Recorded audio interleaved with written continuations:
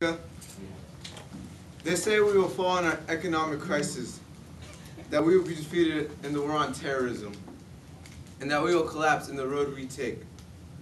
We, as America, are living in a land filled with fear, injustice, poverty, and brokenness. We have been taken down this low because of bad choices, hatred, insecurity, and hopelessness. But I say to you that as in these times of struggle and suffering, that our true strength and unity will be shown. That we will bring justice on terrorism. That we will find cleaner and more efficient energy sources. Give jobs to the jobless and food to the hungry. We will turn this nation around and put it back on the right path. The path that holds truth, security, and hope. I call to you, the citizens of this country, to not vote for the next Democratic or Republican president, or African American or Middle Eastern. I call to you to vote for the next president of America, one who does not just give promises or post campaign slogans across this land, but will live up to his words and belief.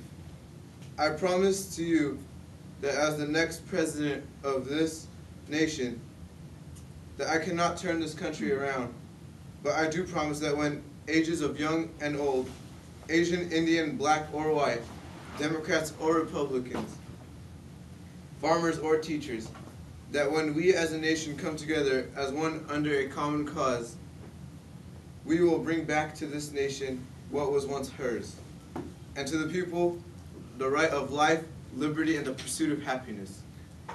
With that being said, our campaign team has given this decision very long thought, and we've been thinking about this very hard. And our vice president will be David Acevedo.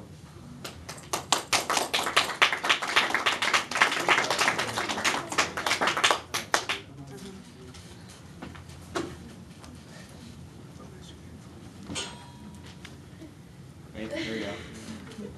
Hello, my name is David Acevedo. I'm 38 years old. I was born on July 8th. I graduated from the grade school of Walnut High School. And then after I went on to USC, where I earned a 3.6 GPA as an economics major. Then I went to Harvard, and I earned a law degree there. I earned a 3.8 GPA. I am married. My wife is Johanna Acevedo. We've been married for 20 years, and we have 2 kids, Phoebe, who is 12, and Aaron, who is 15. My first job was at Olive Garden, where I worked for 2 years and climbed up the ranks to manager at 18. I was later elected as a mayor of Walnut, a job I hold dear, because I always hold the common man dear to my heart. I later was elected as a congressman in California. My hobbies include football, reading, and working to get America out of debt and Iraq. That's all for today. Any questions? Back to you. How do you feel about your nomination? I'm honored to be running with Abu Farag. We share many of the same views on many issues, and it's just an honor. Amanda. Because you had a lower GPA than the other vice president, do you think that holds you as a disadvantage? No, I don't believe that all our life should be spent reading books in our solitude. I think being a person is about more than getting good grades. And I don't know where you're from, but I'm pretty sure 3.8 is pretty good. I've been to school long enough to know that.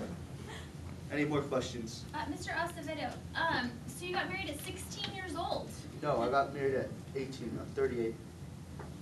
Minus 20 is... 38 minus 20 is 18. I know that because I was an economics major. Okay. The 3.8.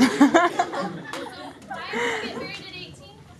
Because when you're sure about something, you need to make the decision firm. That's right.